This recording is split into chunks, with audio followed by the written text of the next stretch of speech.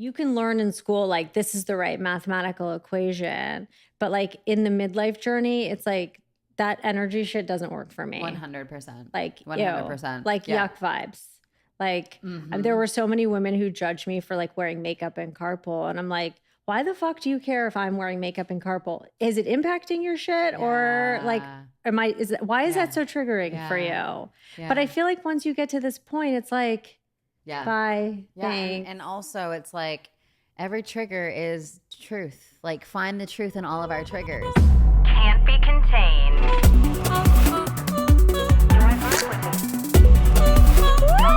That's what I'm talking about. Sarah, welcome. Thank you. To the show. Last week I text Kathy Heller and I go, Kath, who is the most uncontained person you know in LA? And you were the top of the list. I don't know about that. It's called TMI, Midlife Vagina. Ask my teenagers. Tell me about it. Look, 2.5 years ago, I had a severe case of the midlife itchies. And I was like vagina itchies? That too, because until you start vaginal estrogen, you're like the fucking Sahara Desert. So yes. So we'll talk about both, okay? We'll get into it. Oh, God, but I was like, I was a stay-at-home mom or whatever the fuck you want to call it. Desperate housewife. I don't know. Whatever you want to call it. And I was like the mom with a PhD who always planned on having a full-time career. Yeah, you're a doctor. Yeah, like my mom and whatever.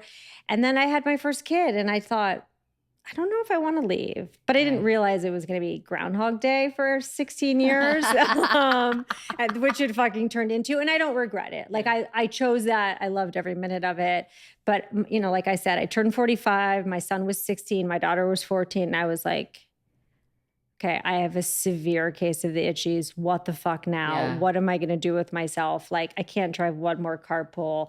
I can't serve on one more board. Like, my husband has his career. My kids are busy. They're independent. They have their own shit. And like, what the hell? What the hell? What about me? Yeah. And I hadn't thought about myself for so long. So this was like 2 years ago. Yeah. Okay, wow, let's go. I hadn't thought about myself, not to say that I'm such a fucking martyr, but like it's been like kids, high school, husband, house, family, dog, the whole thing. And I just wasn't on the front burner. It wasn't like I let myself go and I've never put on a stitch of makeup and never worked out a day in my life. Thankfully, I kind of kept my shit together and stayed with my program. But it was more like a psychological thing of like wanting this rebrand for myself. Like I didn't want to be the stay-at-home mom who was so sad that her kids were leaving and didn't have another plan. Yes, I'm still sad my kids are leaving, but at least I feel like I have something of my own. Like I told you before we started recording, my first kid, my son, he's turning 19 next week. He's going to college in August. Wow. And I'm like, oh my God, what does that mean for me now? Yeah. But at least now I have this. So going back to your original question, I was like, I need to figure out what's for me. So let me start a podcast and let me talk about my vagina. Yeah, let's talk about my vagina and my lack of libido and throw my husband under the bus. And so I started the podcast and I felt like it was a really good opportunity to normalize the whole journey. Because when we read about menopause, it's like, I'm sweating, I'm moody. It's like the only thing you hear about it. It's like that's hot flashes. Yeah, that's the focus of it. And don't get me wrong, it's all there. Right. All of it.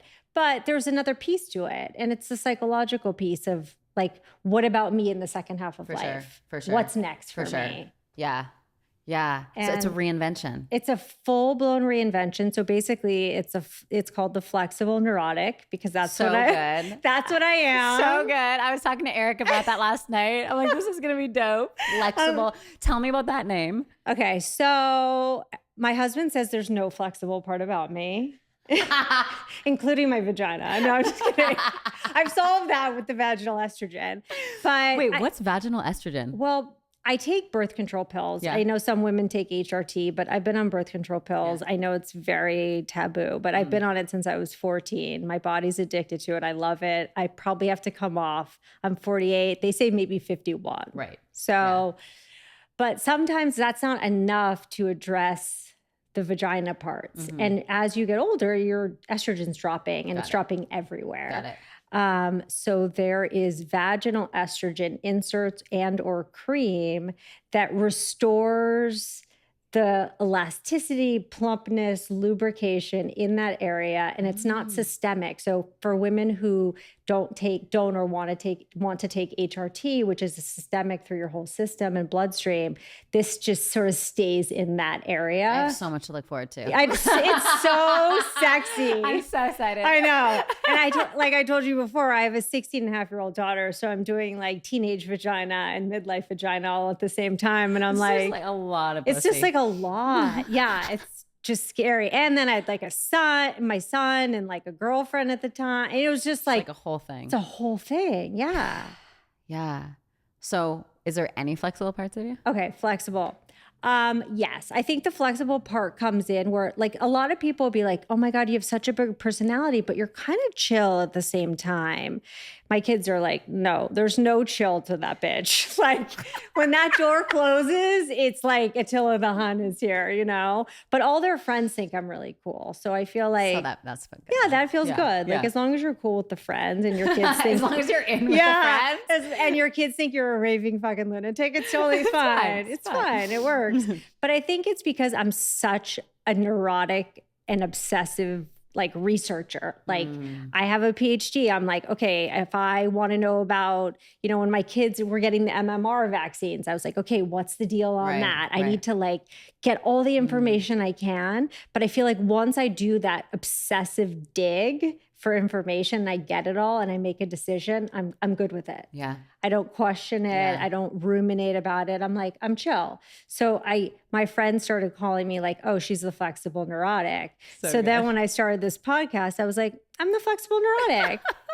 And it kind of just stuck. It's great. And when people see it, they're like, wait, I don't get it, but I do. Yeah. You know? Yeah. So it kind of grabs your attention. It has intrigue. You're like, wait, what? And I was like, what am I going to do? Like call it like midlife stories? Yeah. Like who the fuck cares about a midlife story? Yeah. You know? Yeah. So tell me about the vibe of your first 45 years and then tell me about the vibe of the next 45. The vibe of the first 45, I would say I was like the pretty nerdy girl. Where like on the surface, I was like, oh, she's pretty. She, you know, has her shit together. But I was like a studier. I always had a boyfriend. I had my head in the game. I didn't drink. I didn't party. I was like, I went to like a really hard private school and everyone was going, you know, to Ivy League colleges. It was like that vibe. Yeah. And although my parents weren't like that, my transition from going from public school to private school, like that's the price of admission. Right. Like that's what's happening. So that's what I did. I did school and I had a boyfriend and I would say the first half of my life was very performative and very benchmarky. It was like, get these grades, do this, check this box, be perfect, go to an Ivy League school, get a PhD, check. Yeah. I think the second half of my life, the thing that I've realized the most is that for me at least, it's gone from performative with very clear external benchmarks of like, you got the gold fucking star, Sarah. Yeah. Like you did it. You did it, girl. Yeah. Yeah. To now it's like curvilinear or it's like, how do I feel? So good. It's not as external, but it's also being a performance-based person. It's very hard to go from that transition. I get it. 100. I was a dancer growing up. And so it's like I work really hard and then I achieve things and then I get love. Right? So it's like performance-based love. That shit's hard to break free from. So hard. And I think even as a stay-at-home mom, I still had it. It was like, okay, did my kids get into the best schools? Were their sandwiches perfect? Yeah. Like, are they, you know, it's like, I'm driving the carpool. No one else, you know what I mean? But then it gets to a point where the external validations start to dwindle a little bit. And it's more of a check-in with yourself. And if you can kind of really tune into that and stay in that lane, there's so much to get from it. But it's so scary because that's not what you're used to. And it's unfamiliar. And I feel like the whole midlife reinvention process has been figuring out how to stay in my own lane, which I'm pretty good at, but the lane changes. Right. And you don't always have your signals, and you don't know exactly where you're going. And the trajectory isn't mapped out. It's so much easier being like a student or a career person. You're like, because there's bumpers. Yes. There's bumpers. And you're like, this wrong, that wrong, this wrong. But then when you move out of that, it's like, did I meditate today? Did I feel like ass today? Yeah. Did I feel like getting out of fucking bed today? Do my kids hate me today? Yeah. What's my energy like today? You know, and it's they seem such basic fucking questions, but there are a lot of the questions that many women ignore because we're burnt the fuck out. We're moms, we're this, we're that, we're spouses, we're career women, or we're just bored as fuck. Yeah. So tell us about the next half. What's going on? Or like maybe not what it looks like, but like where, like who are you becoming in this next half of your life? I think I've always been me. Yeah. It's been like, I'm pretty clear on like me, but I think it's been about, like we talked about, but when I first came in, it's more about the woo part of it. Yeah. Because my whole life, it's, if I study this and I take a test on this and I get a grade on this, then I get this degree and then this happens. But in this part of my life, when I'm sort of embracing more of like the internal dive, it becomes more woo. It's like you're basing it on energy. You're basing it on feeling. You're basing it on like, do I vibe with this bitch or not? That's it. I'm too old to be with people I don't vibe 100%, with. 100%. You know, it's so interesting. We created this thing in our company, Pause Breathwork, just this week, we were talking about like the energetic undercurrent of our company, right? We have like our scoreboard of our like metrics of like, did we hit, did we not hit? And it's very black and white, right? And I was like, guys, we need to pay attention to the energetics underneath everything, because that's actually the thing that drives everything. You know, it's like the animal body, the energy, the current that's like holding literally all that we're doing. If that's not squeaky clean and we're not feeling fucking good, everything's going to feel chaotic. And so it's like more of an emphasis on like the energetics and the feeling, as you're pointing to, than anything else.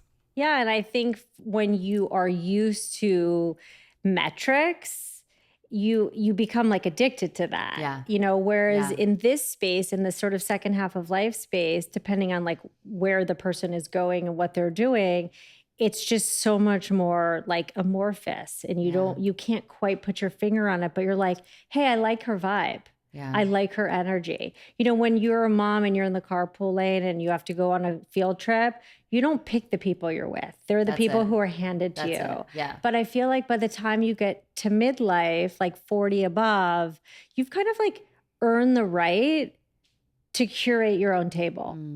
You're like, don't like her, don't want her, bad energy. And it's not about being picky. It's about creating and curating your own midlife table of women who are like vibed, who have great energy. Like high school shit's over. Like we put in our time in middle school, we put in our time in high school. And I feel like midlife is the time where you make it your way, whatever that is, and not judging other people for picking their way. Like for me, I do Botox, I do filler, I dye my fucking hair, I do all the things, but I don't judge people who don't. Yeah. And I would want people to not judge me for my choices. Absolutely. You know, it's sort of like do your own fucking lane, especially in midlife. It's like we've all been down that road before. There's something so intoxicating for me when I meet people who are so unapologetic about who they are and what they're about, and they just freaking own it. And it's like the truth of who they are, no matter what it is. Like 100%. This is who I am and this is what I do. And there's a permission slip, right? Even if people don't agree, like, Sarah gets Botox, that's bad, whatever. It's like somehow, some way, the transmission of you fully owning that is giving them permission. Oh, maybe I can do whatever the fuck I want to. Because I truly believe, like, you know, this whole podcast is about being uncontained, following your bliss and intuitive hits, and just doing life in a way that you want. Because all of our souls came here to express something completely different. 100%. And like one of the mantras of my platform and my podcast is midlife self-obsession is approved. And it's not— Tell me more. Tell me more. It's not about narcissism or like you fucking forgot you had kids or like you're never finding dinner for your house again. It's not that. It's about putting yourself as an equal entity at your own table. So good. You know, it's so like, don't cancel on you anymore. Yeah, if you're fucking tired, maybe you skip the workout, whatever. But it's just the general idea. Like, do you know how many like trips I've canceled for my kids? Or like I had an appointment for something I really wanted to do or birthday lunch for a friend, but like I had to go pick up my kids and someone else could have done it, but I didn't want to disappoint them. You know, all of that bullshit stuff that we play in our head. Like by this time in our lives, I feel like there's a pink permission slip that's glittery and extra and really sparkly. And it's like, Sarah, do fucking you. Yeah. Oh, that's so good. But you have to be able to accept that. It. So let's talk about that acceptance piece. Because it's like, it's one thing to be like, okay, how do we break through? Because it's so much conditioning, especially like the people pleaser lives within so many women. It's like my inner bitch. So ingrained in such a, it's like so woven into like our culture and women and our upbringing. Well, it's so layered, the people pleaser one. So it's like, how do we break through all of that conditioning and just give ourselves full permission to actually take the aligned action to do what we want?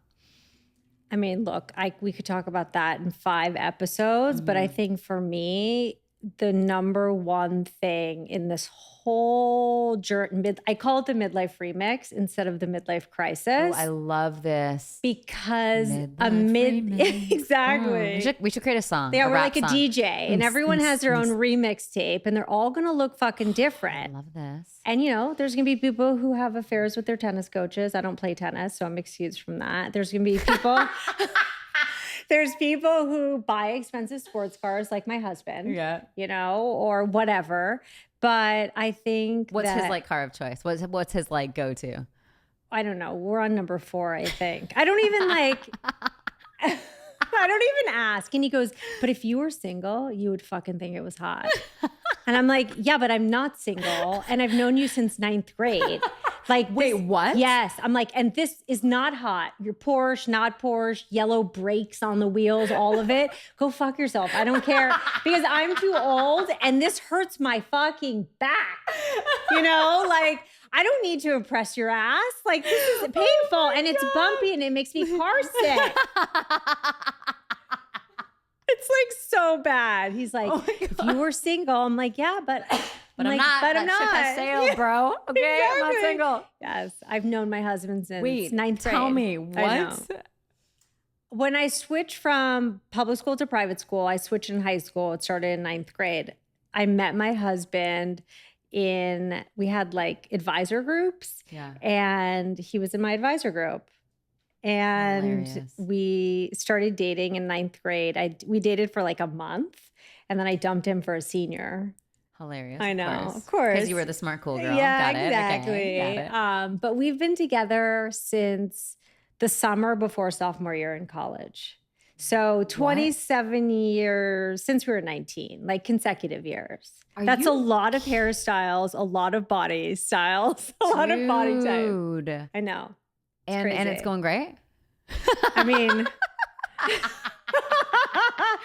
I'm not a porn star. Okay. Like, let's be honest, you know, but I never was. So it's not like I went from wanting to have sex every day to not wanting to have it. But midlife definitely doesn't help. Really? Libido just takes a dive. But I'm working on it. It's getting better, getting my estrogen in order. Some of my friends have started testosterone cream, which has seemed to really help them. So that's next on my agenda. Okay. Yeah. I try to only do like one big tinkering at a time because then you don't know what is what. Exactly. Like, was it the butt cream? Was it exactly I don't know. Was it the eye drops? I don't know what's happening. I'll say that it's not the sexiest time of life because it's like I did one of my podcast episodes on my colonoscopy. Oh, I love those. Wait, is that when it sucks the shit out of you? Yeah, that's an enema though. That's elective. The colonoscopy is like when you turn 45, they basically say it used to be 50, and then a couple years ago it switched to 45. Thing. I'm thinking the biohacking thing. Gotcha. Exactly. No, I've done that too, where I've had like oil dripping out of my ass, and you can see the poo coming out. Yes, I loved it. yes. I thought I was having a great time. This is a totally different thing. But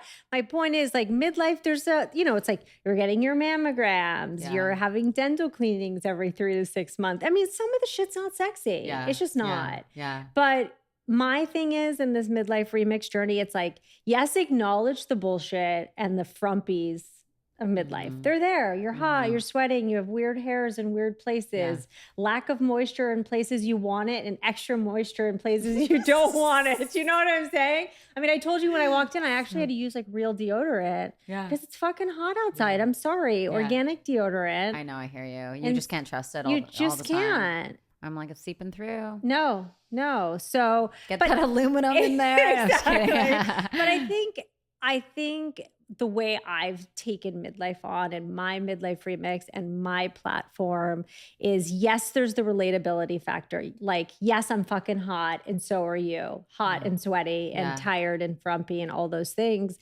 But at the same time, if we can acknowledge those things with humor and irreverence and kind of laugh about it, but then at the same time, there's a lot of fabulosity in midlife too. It's like, you have your permission slip to do whatever the fuck you want.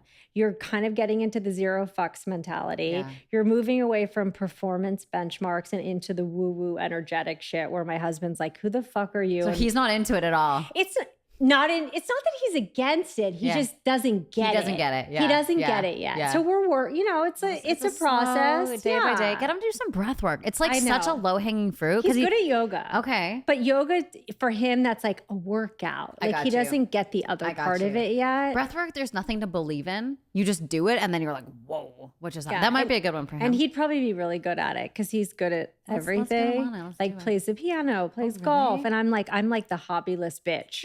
You know what I mean? It's like, dude, you're taking a piano lesson every Friday for the past 10 years for 2 hours. Really? Yeah. He started playing golf a month ago. He's like a master golfer, but he also played college baseball. He's probably going to listen to this and go, she's never fucking complimented me. And now he's like the master. But I will say the hobby thing becomes a big deal, like at age 48, because so many women are starting to play mahjong and pickleball and all these things. And I'm like, what's mahjong? It's like this, it's sort of like rummy cube-ish. It's more advanced, I'm like, I'm not fucking smart enough for that. I need a tutor. That just is like complicated. There's so many rules. I'd rather scroll Instagram. Like, let's be fucking honest, But they said that there's a new tablecloth this woman told me about that you can get on Amazon that has the mahjong rules on it. Oh my goodness. So that would be good for someone like me, who needs a fucking tutor. But having said all that, I think kind of moving into this phase where I don't want to say working less, but working more on the things you love. For sure. So sometimes it does annoy me that he has so many hobbies and I'm not a hobbyist. Yeah. So I have to, I'm trying to find some hobbies. Maybe breath work is a hobby. I mean, I don't know if breath work is a hobby. So here's the thing. I like your effort though. Breathwork's like, okay, here's what my friend called me out on this was like, not the other day. This was like 3 years ago. She's like, dude, you don't have any hobbies that don't involve working out. She's like, can't you just do shit for fun? And I was like, damn. See? I was like, damn. Okay. Like, I'm like, what is just fun? I'm like, I know. Rollerblading. She's like, are you an idiot? Yeah. No, that's still working out. Like in the back of my brain, I'm like, I'll have fun if it's like healthy or if it's good for me, if it's productive. So I began being obsessed with this whole idea of like, what is just pure play and pleasure? That's not productive. That's not moving my business forward. That's not for exercise, but it's just to fuck around. And you know what I got so far? What? Gardening. Yeah, but gardening is hard as fuck. Like, I have orchids in my house and I'm like sticking my finger in. My husband's like, you keep buying this shit and it's dying.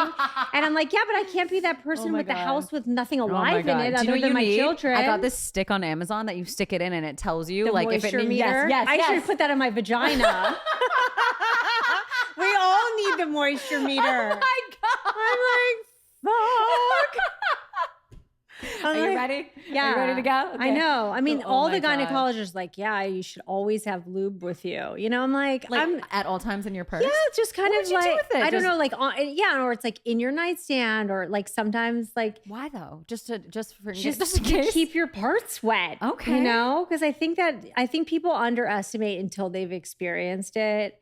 Because it makes everything uncomfortable. Would you call it the Sahara Desert? Yes, yes. It like becomes dry and inelastic. I mean, look, my shit's still together because I had C-sections. Yeah. So I could like pick up a blueberry with my vagina. Oh, you should try. Right. That'd go viral. But I mean, C-sections are a whole other ball of wax. Thankfully, I scar well because it's kind of like a whole deep dive into it's a whole situation.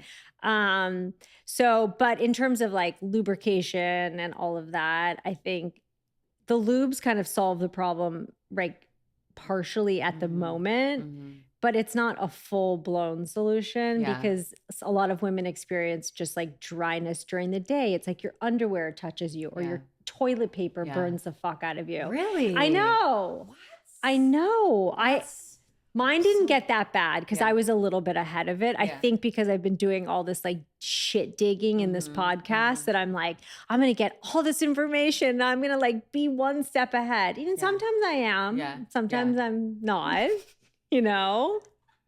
But I really, as you're sharing about it, I'm like, it's such an underserved market. It is. Because it's like the only thing you hear about it is that it's awful, it's terrible, the hot sauce, da-da-da-da-da. What about making it sexy? You know, it's like, what if we can like reclaim that part of us and make it fucking sexy? Well, that's how I feel about it. That's why I said, if you can acknowledge it with some humor and irreverence, and you can also take the fabulosities of it, of being able to like really get into the zero fucks mentality, getting into like doing me and not worrying about what other people are doing. There's a lot of beauty in that. And I think that's something for not just people after 45, but like imagine if we just lived that way. Imagine 100%. Are you kidding? You know? Like with Kathy Heller, like my kids have met her obviously and they know her. And I was like, I need Kathy to do like the teenage version of this. Cause whatever I talk, my kids are like, shut the fuck up. Like, stop. Right. But I know like Kathy is trying to teach her daughters like the mechanics of energetics and manifestation and like not to sweat the small stuff. And like, I know you talk about like, maybe this is all meant for you.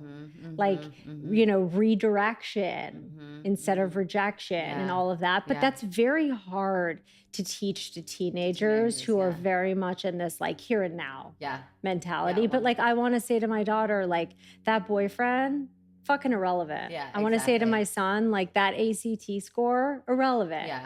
But because I wish I knew those things growing up, but I don't know if I would have ever really gotten it unless the messenger was spot on.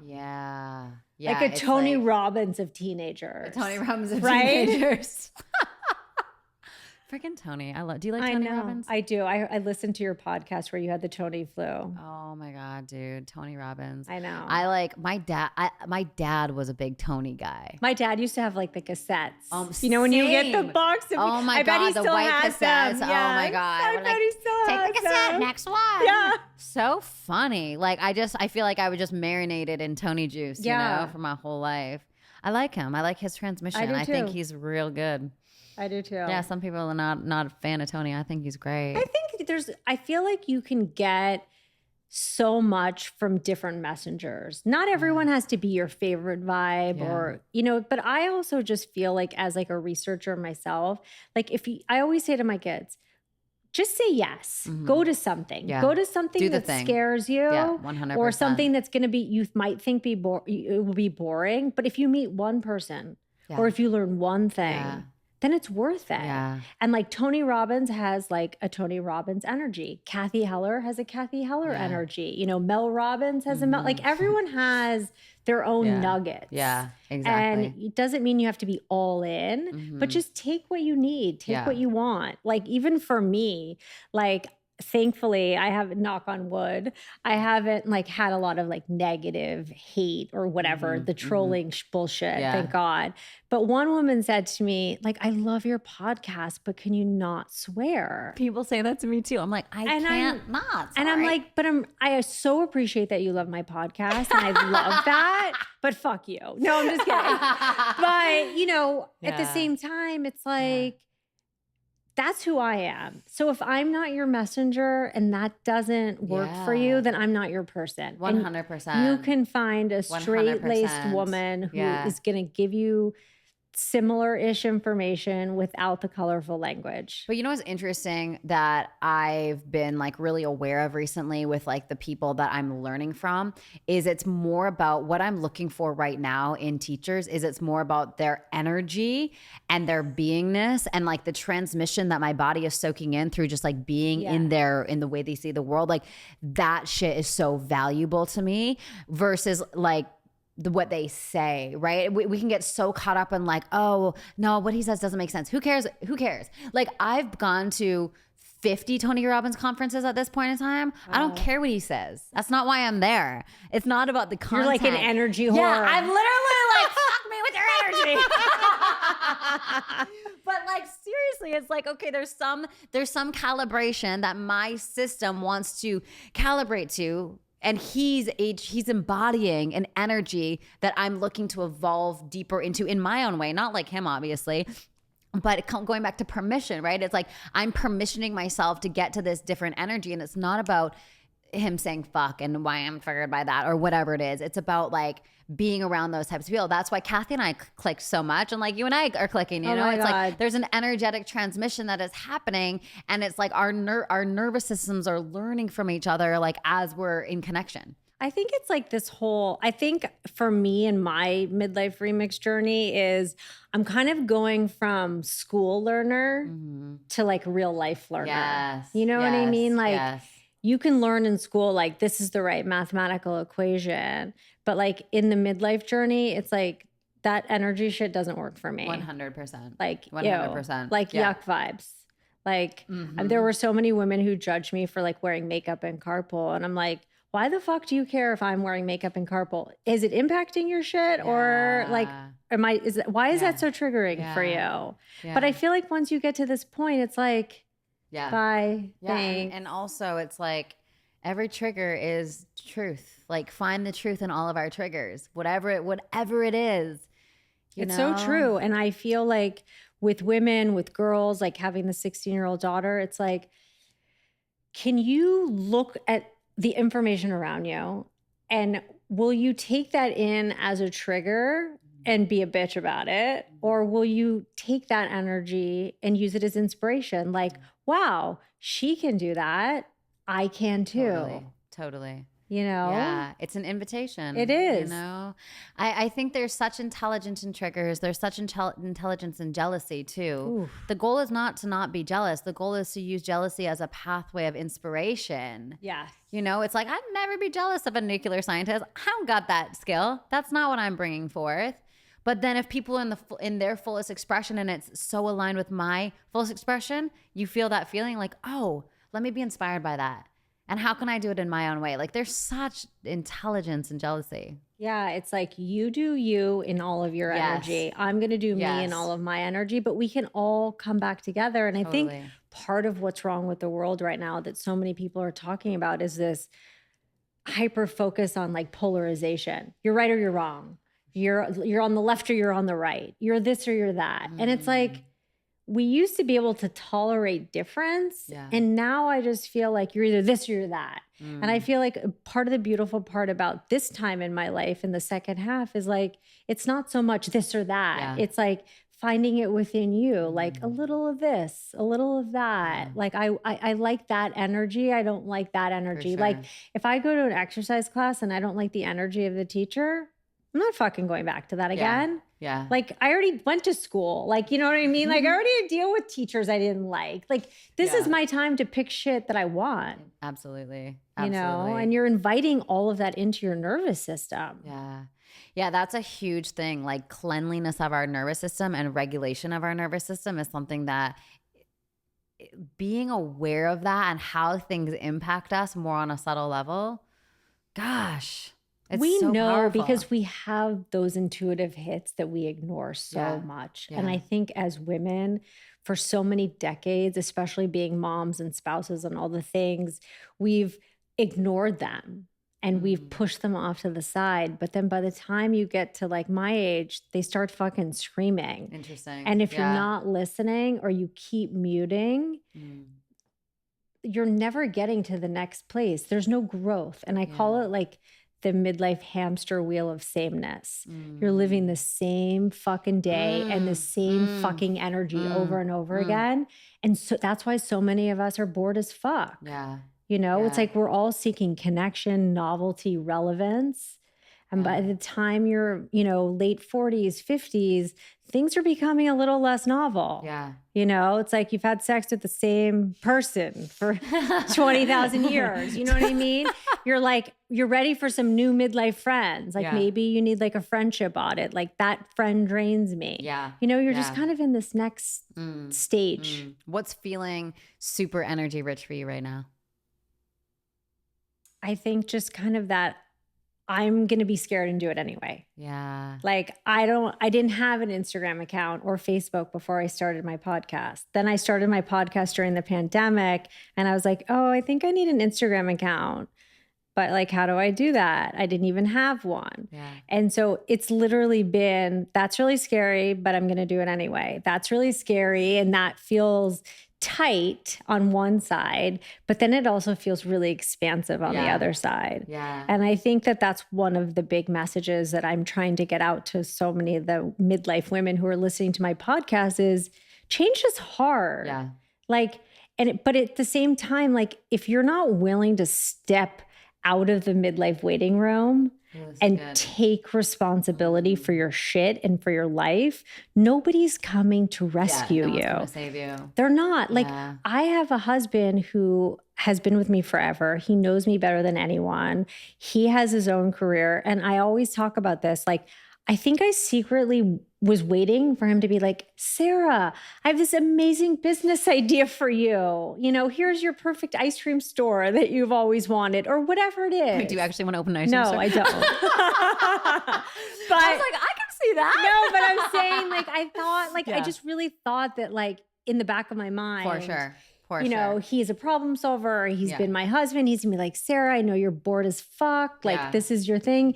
And it's like, then I started searching Amazon. I couldn't find one. You know, I couldn't. Jeff Bezos didn't have an answer for me. And I was like, dude, Amazon's my best friend. You come here 3 times a day and visit my ass. And you don't have an answer for me?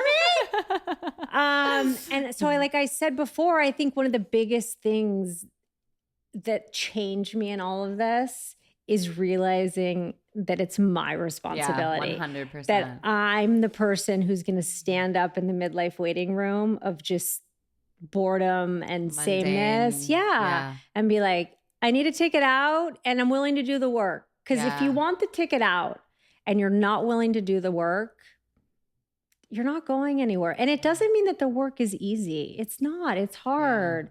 And it doesn't mean that there aren't going to be mistakes. There's so many mistakes. But otherwise, you're like laying in your bed every day thinking like, what is all of this? Yeah, what is all this for? I don't even want to get out of bed in the morning. And when your hormones are fucking with you, it's even worse. It's like you feel like you're drowning in like a fishbowl. Really? Yeah. You never feel like you're 100%. So then once you get your hormones in order and you can get some clarity, it's so much easier to make choices that would feel so scary in another time. You know, like when you feel like, you know, like if you were good to go on a trip and you have all your shit packed and you know you have all your stuff, you're like, okay, I can do this. But imagine if someone's like, okay, Sam, we're going to drop you off like on a safari in Africa and you don't have any of your stuff. Yeah, I'd be like, what the Right. heck? And that's sort of like how hormones feel. It's like, if you don't feel at peace in your body and your mind, it's very hard to make hard decisions and do hard work. Yeah, 100%. So I think so many women with my platform and, you know, other female platforms are getting so many solutions and answers of like, where to go to get your hormones addressed. And then I feel like once those are addressed in some capacity, nothing's perfect. Believe me, some days I'm like, dude, I need something else here. I need double estrogen or something. But once you can feel like you're sort of like in order, then you can make harder choices. You can commit to that workout routine. You know, as we get older, like we lose like 2% of our muscle every year. And then we go into like, you know, sarcopenia land and, you know, muscle loss and all of those things. It's really hard to be like, okay, I'm going to commit to 3 days a week of hard resistance training when I feel like ass. Yeah. You know? Absolutely. So I think there are several pieces to the midlife remix, but I think one of them is definitely getting your hormones addressed and not ignoring it, because so many women are like, well, this is just par for the course, because most doctors are not trained in this. Yeah. So they're like, just deal with it. Yeah. You're so fine. It's just midlife. And then you feel so underheard and under-acknowledged. And then yeah. And then a lot of husbands or spouses are like, she's making this shit up. Like, this can't be real. Like, she can't feel like ass all the time and have her vagina closed, you know, for the rest of her life, you know? It's just not a thing. But I think that now with so many platforms and famous people, you know, like the Gwyneths and Naomi Watts and Oprah, and these women kind of coming out and talking about their own experiences. You know, and even with mine, like on a smaller level, there's a relatability factor. 100%. It's like nobody wants to feel alone. Yeah. And you don't want to feel like you're the only one. Yeah. Like, so I get hundreds of DMs a week. Like, oh my God, thank you. Like, I'm so much less alone, or thank God for being like the midlife BFF that like is literally talking about the things that are on all of our minds, but embarrassed to ask. It's sometimes hard to sit down at a doctor's office, male or female doctor, and be like, my vagina doesn't work. I don't want to have sex. Broken. Yeah, my hair is falling out. You know, all of these things. It's not easy. Yeah. It's not. And you have to be willing to take that responsibility on, like I said, because nobody's coming to rescue you. It's so interesting to just be present with what is arising in the body as we go through these initiations and these changes and these transformations. And I think as a culture, we don't create like a sacred nature to these initiations, you know, even from I mean, we got engaged 8 months ago, and that was like a whole thank you. It was like amazing. But then 7 months of I'm going to kill you. Yeah. Like it was like, right. There was like this initiation of like, it was the 7 hardest months. I was like, we literally sat down. I don't even know if he knows this, but we sat down and we were like, are we fucking up? Like, are we meant to be with each other? Because there was so much arising in our relationship to be cleared out, to be processed and all that kind of stuff. So it was a gigantic initiation. And at the end of the day, we both were like, we are so committed to each other. And I know you're my person. And I want to do the work with you. Because if I'm not going to do it here, I'm going to break up with you and I'm going to go do it with Brad or Charlie. You know what I'm saying? It's like, I am so committed to you because I love you and I love your soul so much. And I'm so in this. But that was like a huge initiation that is just not talked about. It's like you get engaged and it's like the wedding and the this and the that, and there's all of this energy around like the distraction and the literal shiny objects.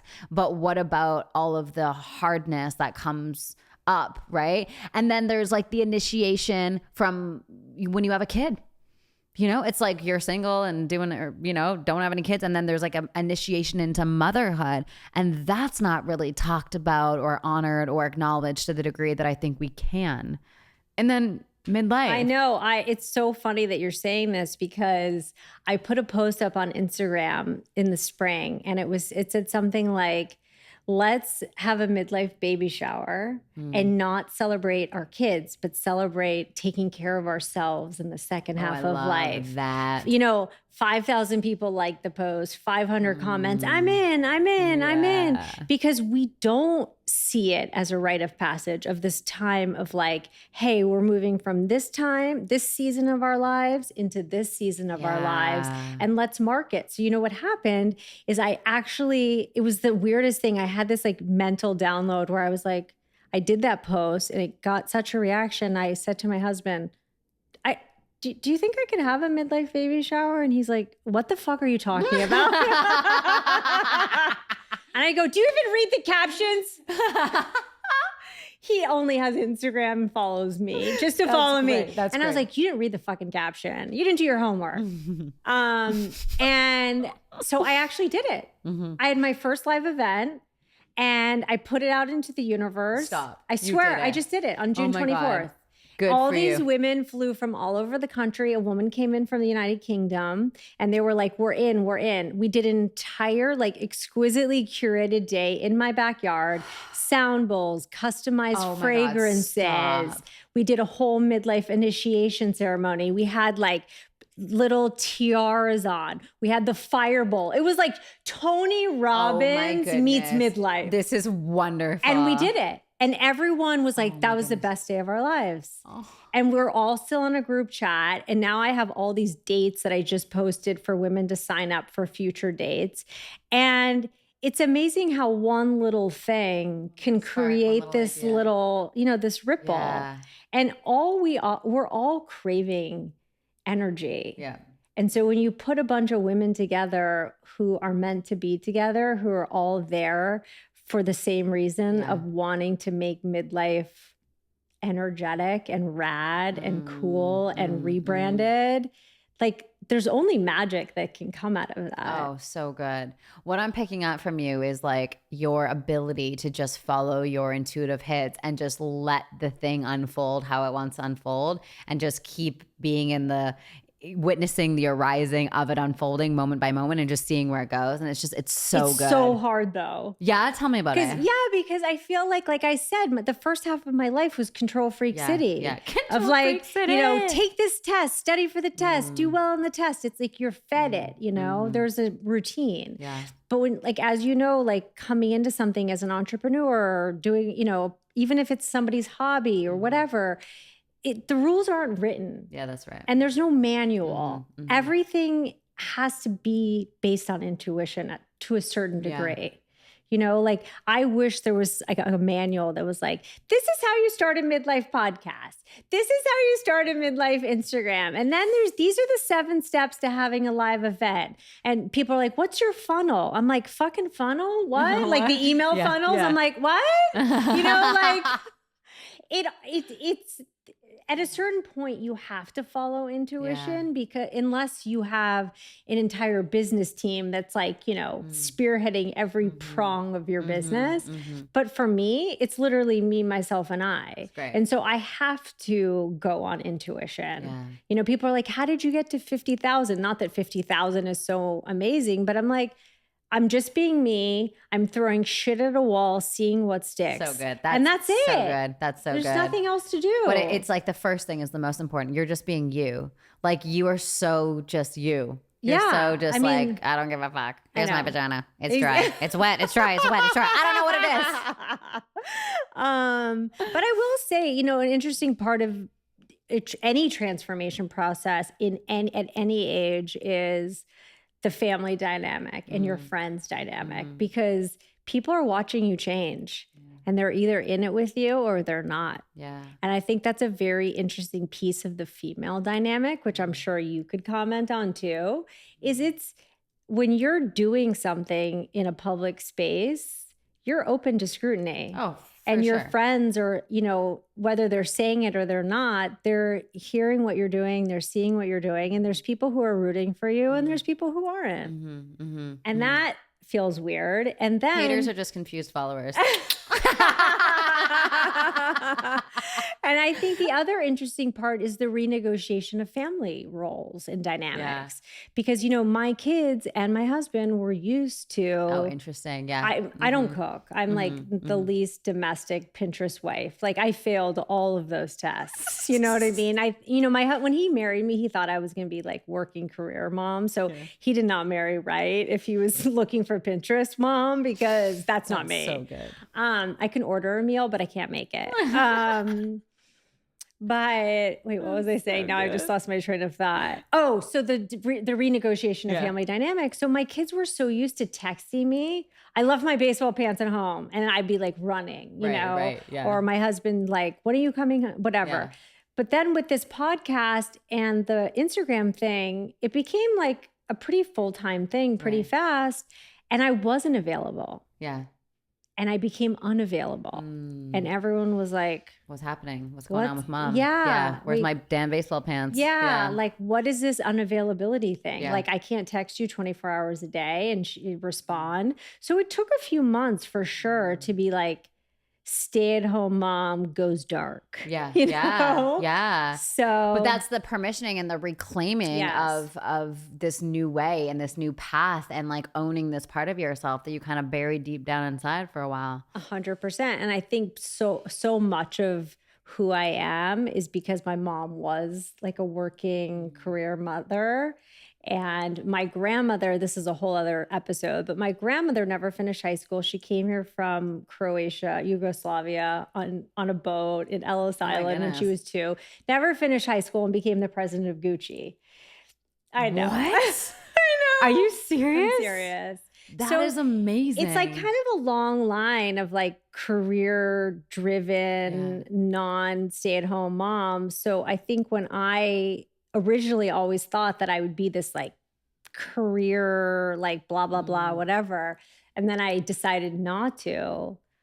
It was like a big hit in my family. Everyone was like, wait, what the fuck? Like, what is she doing? What's happening here? I don't know if I was like trying to correct ancestral trauma that my mom didn't pick me up from school or like she didn't do the fucking PTA brownies. I don't know. So I kind of went aggro the other direction. I didn't bake the brownies. I bought the brownies. Whole Foods. Yeah, exactly. Great brownies. We'll just take them out of the package. I actually never did take them out of the package. I really didn't give a fuck. I was like, I'm not even going to pretend that these are mine, you know, that's okay. Like no pretending necessary. It's like when I went to, I used to go to those baby groups where people like breastfed their kids for 3 years, you know, and I'm like, my pediatrician said 6 weeks, Sarah, get to 6 weeks because I wanted to go back on birth control pills because I liked the way I felt on them. So again, I gave myself permission and my husband was like, do whatever like feels good. Like don't breastfeed the kids for 5 years if like, if it's killing you. So the first day of the 6th week, I like wrap my shit up. You know, you have to like wrap your boobs up, the whole thing. And I went to baby class and I brought a can of formula and I had to open it. And everyone was like this, you know, the can opens and like everyone turns around and I'm like, look guys, no explanation necessary. I can't do this anymore. Like I'm done. Yeah. And I think it's the same thing in every stage of your life. At some point you have to own your shit if you want to live in your authentic self. You know, like I just can't do shit because other people want me to. You'll die trying. Yeah. And I mean, I hope my kids have taken in some of that along the way. You know, don't do shit for me. Yeah. Like so good. pick colleges you want to go to, pick the classes you want to take. So like I already went to high school. I already went to college. My shit's done. I don't need to relive my life through yours. Yeah, so good. I mean, honestly, so good. You know, like my husband played college baseball and my son quit baseball at 12 and he never said a word. And I was like, wow. And he goes, I already played baseball. Like my son I don't need to relive. Vicariously. Yeah, no. Yeah.